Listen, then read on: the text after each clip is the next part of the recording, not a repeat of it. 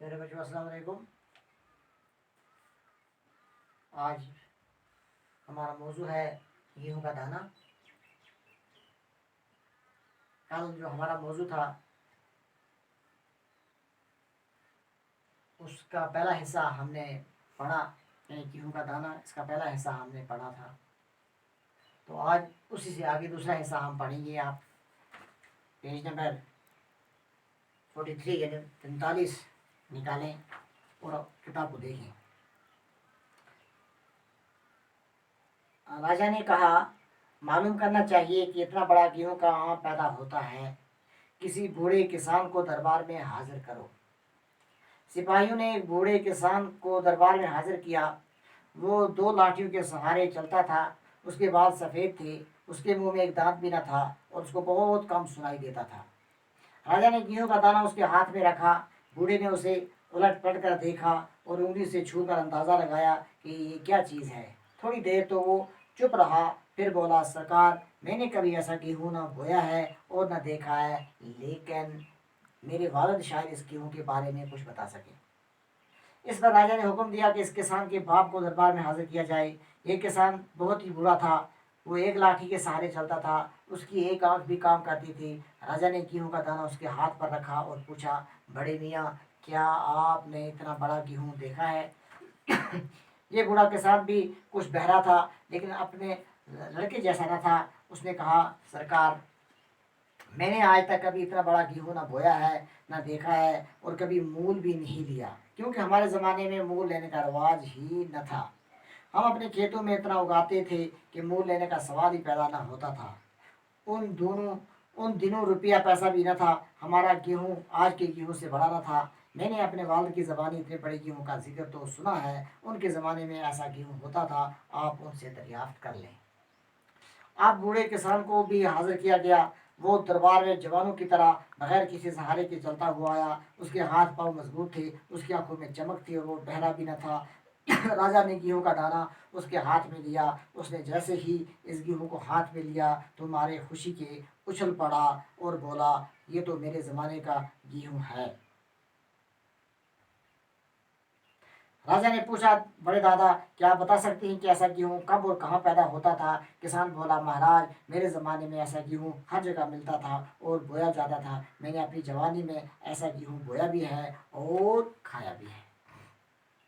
یعنی بچوں، جیسا کل آپ نے پچھلے لیسن میں یہ جان لیا کہ گیہوں کا دانہ جو ہے یہ بچوں کو کھیلتے ہوئے پایا گیا، لیکن وہ پہچان نہیں پائے۔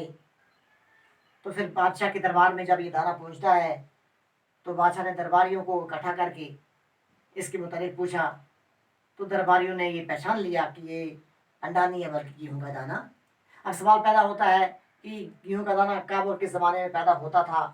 تو بادشاہ نے حکم دیا کہ کسی بوڑھے کسان کو لایا جائے۔ لوگوں نے، درباریوں نے ایک بوڑھے کسان کو لایا۔ یہ کسان 2 چھڑیوں کے سہارے چلتا تھا، اس کی آنکھیں بھی روشنی سے ختم ہو چکی تھی، روشنی نہیں تھی، یہ بہرا بھی تھا۔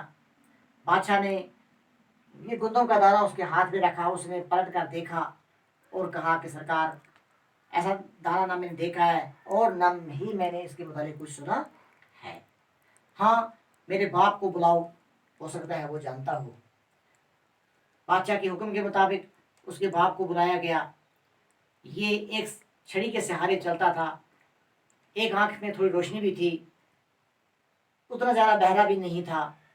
تو اس نے اپنی اس کمزور آنکھ سے دیکھا، کہا کہ میں نے ایسا دانہ نہ بویا ہے نہ دیکھا ہے، لیکن اپنے باپ سے اس کے متعلق سنا ہے کہ اس کے زمانے میں ایسا دانہ گیہوں کا ہوتا تھا، ایسی گیہوں بوئی جاتی تھی۔ آخرکار اس بوڑھے کسان کو بھی بلایا گیا، تو جب وہ سامنے آیا وہ بالکل تندرست دکھائی دیتا تھا، اس کی دونوں آنکھیں روشن تھی، وہ بہرا بھی نہیں تھا۔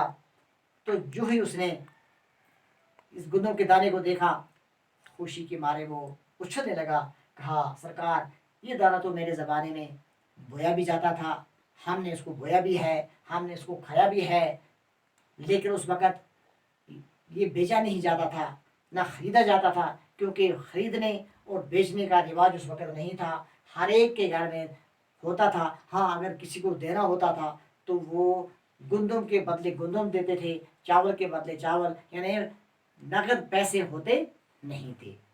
تو پیارے بچوں، آپ نے اس کا یہ دوسرا حصہ ذہن نشین کر لیا۔ اب کچھ مشقی سوال ہیں جو میں آپ سے پوچھوں گا، حالانکہ وہ میں نے آپ کو بتائی بھی ہیں، پھر بھی بتا دوں گا۔ سوال ہے، سب سے زیادہ کمزور کون تھا، بیٹا، باپ یا دادا؟ تو اس کا جواب سب سے زیادہ کمزور بیٹا تھا۔ بڑے دادا نے اس دانے کو کیوں پہچان لیا؟ اس کا جواب سادہ سا ہے کہ بڑے دادا نے اس دانے کو اس لیے پہچان لیا کیونکہ اس کی جوانی کے زمانے میں اس طرح کا دانہ بویا بھی جاتا تھا اور کھایا بھی جاتا تھا۔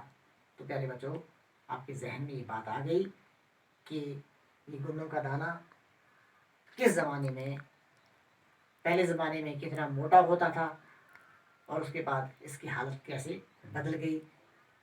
تو آج کا لیسن جو ہے یہی ختم ہوتا ہے، باقی اس کا دوسرا حصہ انشاءاللہ آئندہ۔ شکریہ، والسلام۔